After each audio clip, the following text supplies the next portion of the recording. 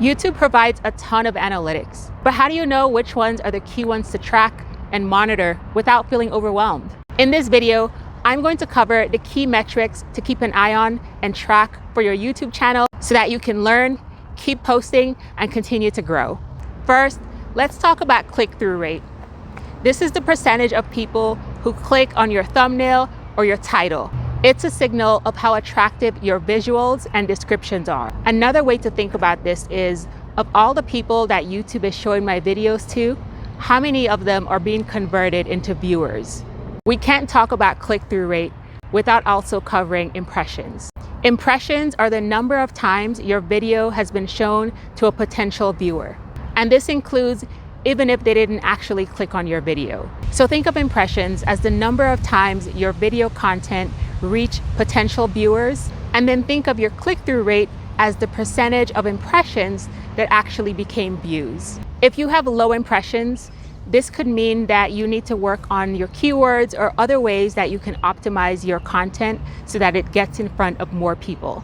For this, you can work on your hashtags, your keywords, the description. All of these different ways can help make it a lot more clear to YouTube and to the algorithm what your content is about and who the content is about. And it can use those keywords to match your content with those audiences. If you have high impressions but low click-through rate, then this could mean that the keywords you're using aren't matching the search intent of your users. So whether it's something about your title, your description, your thumbnails, your hashtags, essentially the content is being put in front of a wide audience, but for some reason, they're not actually clicking on your videos. The next metric is views.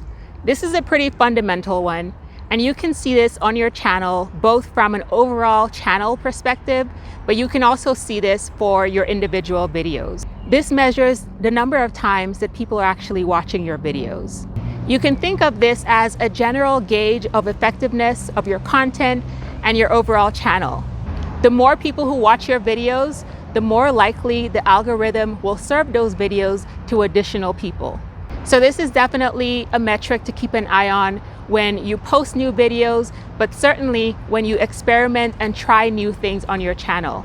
This will give you a sense of how it's resonating with your audience. And if you see growth, then that can be a good sign that this type of content works well for you. The next metric is watch time. And this one shows you how much time viewers are spending on your content. And this shows up in terms of hours. So you can see it by each video, but you can see it across your channel overall in the aggregate. This is a good sign of engagement and also about the quality of your content. You want people to watch your videos, but not just for 30 seconds or a minute. The longer you can keep your audience engaged on your channel and on your videos, the better the signal that your audience is interested in the content, and they also find it valuable enough to continue to watch. This is also a great sign for YouTube because YouTube wants to see that people are engaging with your content, find it valuable, continue to watch, and are remaining on the platform. The next metric is your subscribers. So you want to see that the number of subscribers on your channel is continuing to grow. You can also look at the overall subscriber rate to see how quickly your channel is growing. The faster your subscriber growth and the number of subscribers, this is a good indicator that you have great engagement on your channel and also that your content is providing value. It means that as more people find your content, you're giving them reason to stay, to watch more videos, and to subscribe so that they don't miss the next one. Another metric that's important to track is your audience retention. This one tells you the percentage of viewers who continue to watch your video. This gives you a good sense of how compelling your content is, and it can also give you insightful information such as where in your content people are dropping off. This is rich data that can help you improve. For example, are people watching the very beginning of your video, but then maybe a minute, 30 seconds, 40 seconds in, they're dropping off?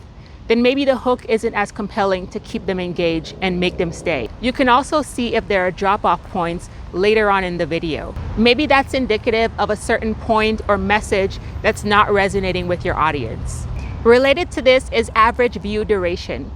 This tells you how long people are actually watching your videos. For example, if you have two videos that are both 8 minutes long, and for one video people are watching 4 minutes, and then for the second video people are only watching 2 minutes, then you'll want to understand what is it about the 4-minute video that is keeping your audience engaged and what aspects of the content is compelling enough for them to continue to stay. You can also see this type of information in terms of average percentage viewed.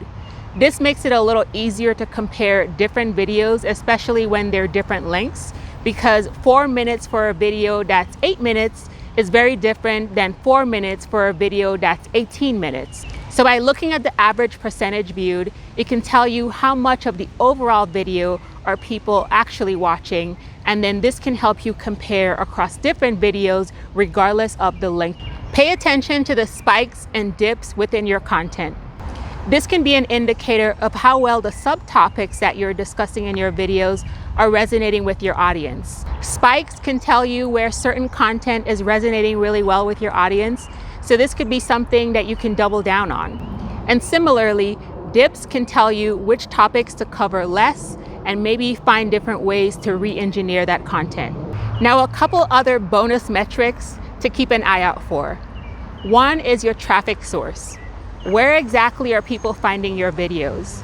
Is it from social media sites? Is it based on recommendations? Is it from shares? Is it from the search function?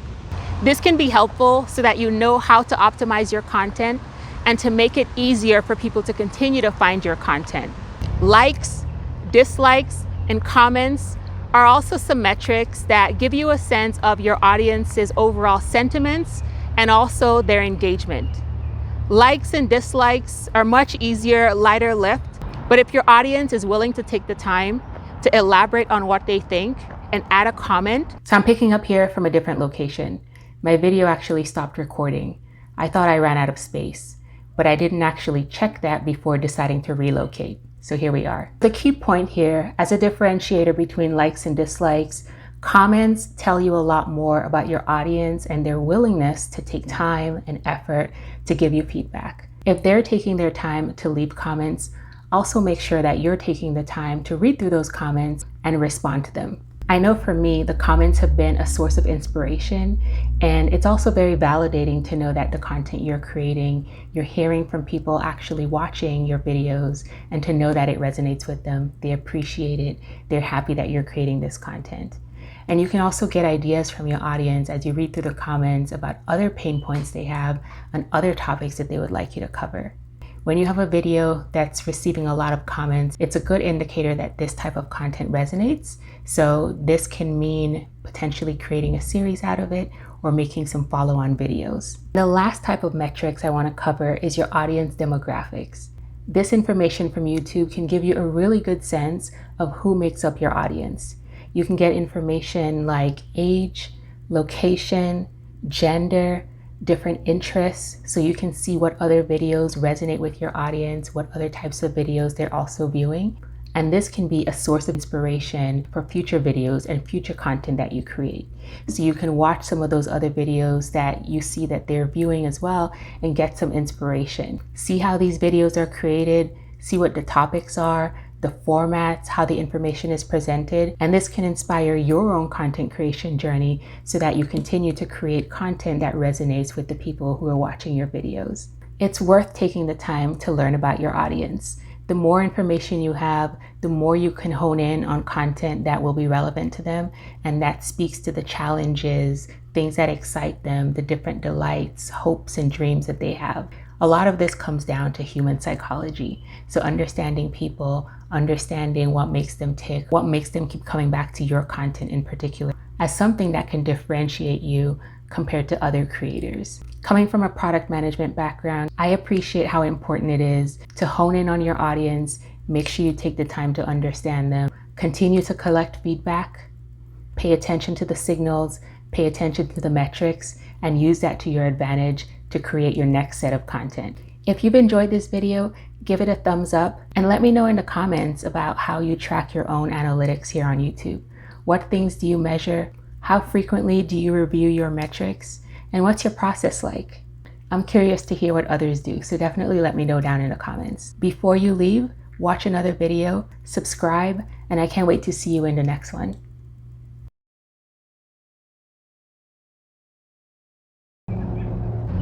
And then think of your click-through rate. This gives So for example, if you have an 8-minute video, YouTube also 4 minutes of that 8-minute video, that's pretty good, because in general, you a sense of which topics you might. But if your audience is willing to take the time to elaborate